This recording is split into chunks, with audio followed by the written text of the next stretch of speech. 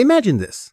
You spend 40 years working, saving every dollar, depositing money into the bank, buying government bonds because they are safe.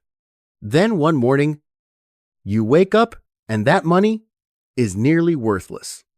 Not because you invested poorly, not because the market collapsed, but because the currency you trusted collapsed. In 1923 in Germany, a man pushed a wheelbarrow full of cash to buy bread. Prices rose by the hour. Wages had to be paid twice a day because by evening, they had already lost value. In that same city, another man walked into a store, placed a gold coin on the counter, and exchanged it for a month's worth of food. Two people, two asset choices, two completely different outcomes. History has repeated this script more than once. From ancient Rome to the French Revolution, from the American Civil War to Argentina, Zimbabwe, the Soviet Union. Each time the financial system came under pressure, one single question determined who lost everything and who survived. Does your asset depend on a government's promise, or does it exist independently of it? The issue is not that tomorrow will collapse. The issue is that history shows when a state runs out of money, it has only three options: tax, confiscate, or print more money. And in all three scenarios, certain types of assets are always hit first, while others are almost impossible to destroy. Today, this is not about panic. It is about pattern. A pattern stretching back more than 2,000 years. And if you understand it, you will see your asset allocation in a completely different light. To understand which assets survive, you first have to understand what happens when a government faces financial pressure. History shows that when the treasury runs dry, the choices are limited, and they always return to three fundamental mechanisms. First, taxation. This is the most transparent method. Raise income taxes. Raise property taxes. Raise transaction tax. But taxes have limits. If taxes rise too aggressively, businesses stop investing. Citizens move assets abroad. The economy contracts. Public finance research shows that when taxes pass a certain threshold, the Laffer effect appears raise rates further, and total revenue actually falls. So taxation is only the first step. Second, confiscation or control. It does not have to mean soldiers knocking on doors. In the modern world, it can look like capital controls, frozen accounts, withdrawal limits, forced currency conversion. In 2013 in Cyprus, large depositors had a portion of their bank balances directly cut to rescue the banking system. No street chaos, just a legal decision. In several crises across Latin America, governments impose withdrawal restrictions to stop capital flight. Assets inside the official system are always easier to control than assets outside of it. And then there is the third tool, the quietest one, but the most common: inflation. No announcement required. No formal confiscation. Just print more money. From ancient Rome, shaving silver off its coins, to the modern era, expanding central bank balance sheets. The mechanism is the same. Reduce the value of the currency unit to repay debt with cheaper money. After the 2008 crisis, the balance sheets of major central banks surged. After the pandemic, global money supply expanded at a pace not seen in peacetime. Inflation is not always a catastrophe, but it is a tool. And this tool has one crucial characteristic. It does not affect all assets equally. If you hold assets fully denominated in domestic currency, you bear direct risk. If you hold assets that can adjust prices with inflation, you have a layer of protection. So, the question is not whether inflation will occur, The question is, how does your asset respond when it does? A fixed-rate bond denominated in domestic currency behaves differently from a piece of land generating income. Savings sitting idle in an account behave differently from a business that can raise product prices. A deposit fully dependent on the domestic banking system behaves differently from assets diversified across multiple jurisdictions. History from Rome, France, Germany, Argentina to Zimbabwe does not say that everything will collapse. It says this: when the system comes under pressure, value moves. It does not disappear. It moves from assets dependent on promises to assets with independent utility, from concentrated assets to distributed assets, from passive holdings to productive assets. And that movement creates the largest transfers of wealth in history, not because someone was smarter, but because they classified assets differently. So instead of asking, will there be a crisis?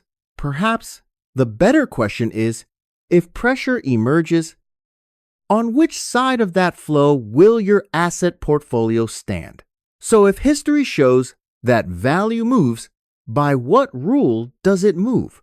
When you look back across centuries of monetary crises, from Rome to Weimar, from Argentina to the collapse of the Soviet Union, certain patterns repeat with remarkable precision.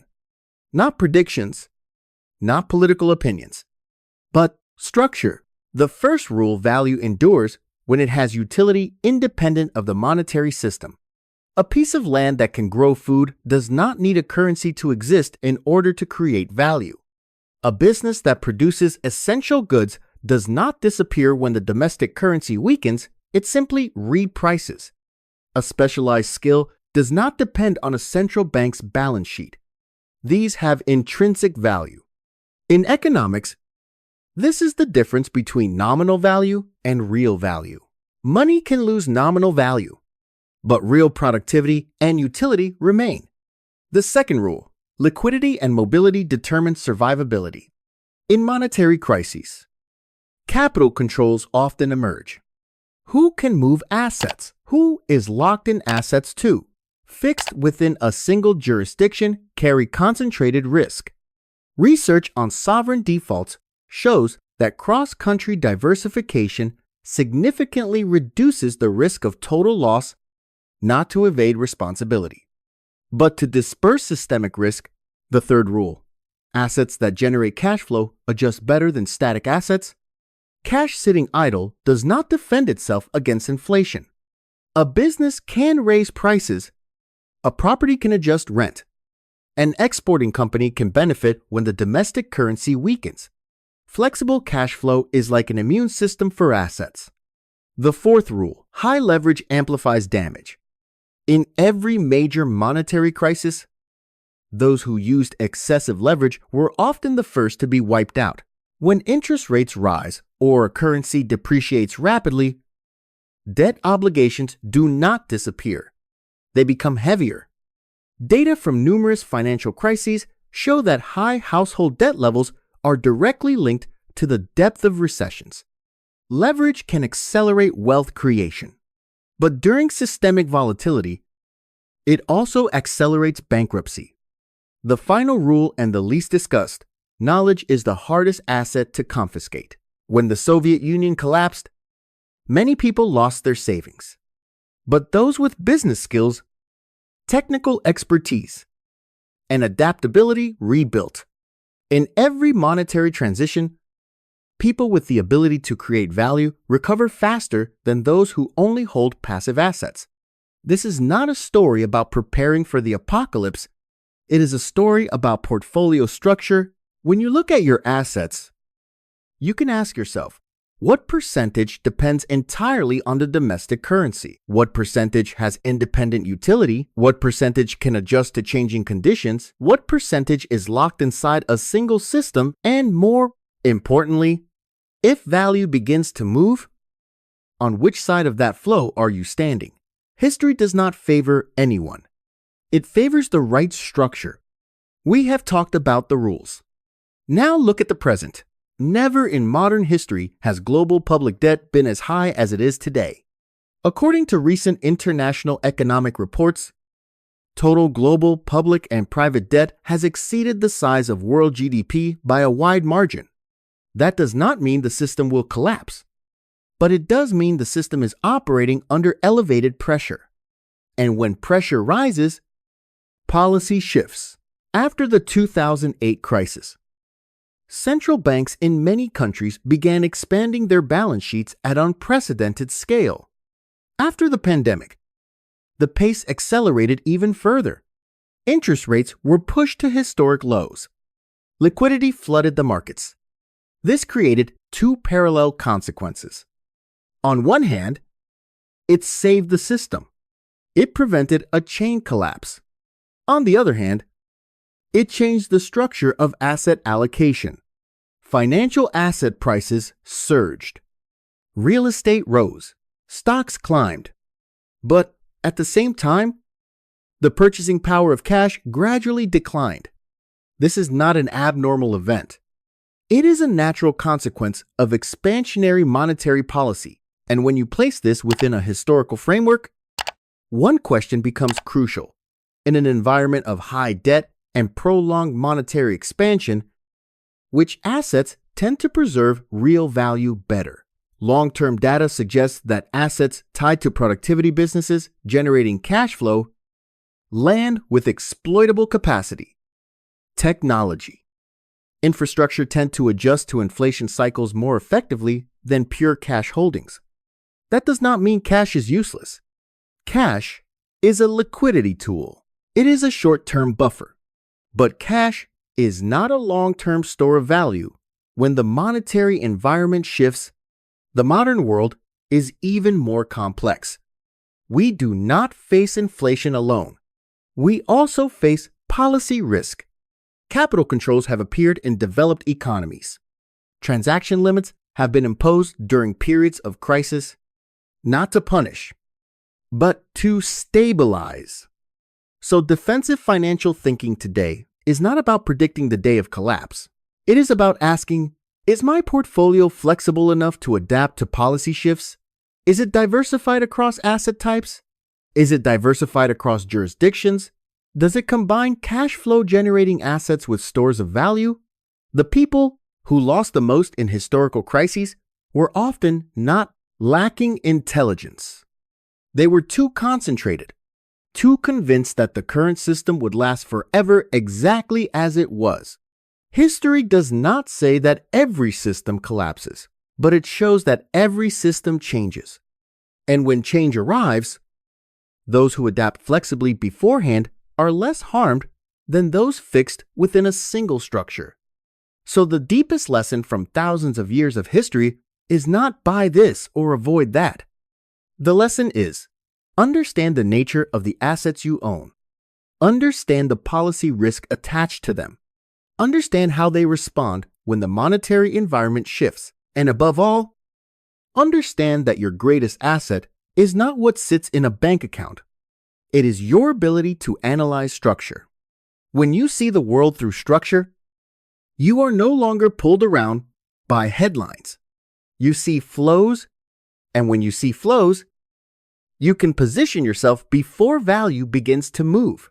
In the final part, we will ask the most important question. If there is no crisis tomorrow, what should you still prepare for today? Because sometimes the best preparation is not for the worst day, but for the slow, quiet, yet irreversible shift of the global monetary system. We just touched on something crucial. Preparation is not about fearing collapse. It is about recognizing that systems always evolve. So what has been the largest silent shift over the past few decades? Not a war, not a single crisis, but the transition from money with a natural limit to money that can expand by policy decision. In the 20th century, the world moved away from the gold standard. Currency was no longer anchored to a finite asset. It became anchored to trust. Trust in governments. Trust in central banks. Trust in their ability to manage economic cycles. And the reality is, in many periods, this system worked. Economic growth was strong. Technological innovation accelerated. Global living standards improved significantly. But the other side of flexible money is that asset cycles become larger. Bigger bubbles, stronger upward waves, and deeper downturns. Research on long-term financial cycles shows that when credit expands for extended periods, asset valuations often detach from fundamental value for a long time before adjusting. That does not mean every price surge is a bubble, but it reminds us of one thing. When money is cheap and abundant, asset prices often rise faster than real productivity. And if assets rise mainly because of liquidity, they can also adjust when liquidity changes. So the strategic question is not, will the market crash? It is, why is the asset I own increasing in value because of real productivity, because of stable cash flow, or because of loose monetary conditions? This is the difference between speculation and structure. An asset can rise 200% in 3 years.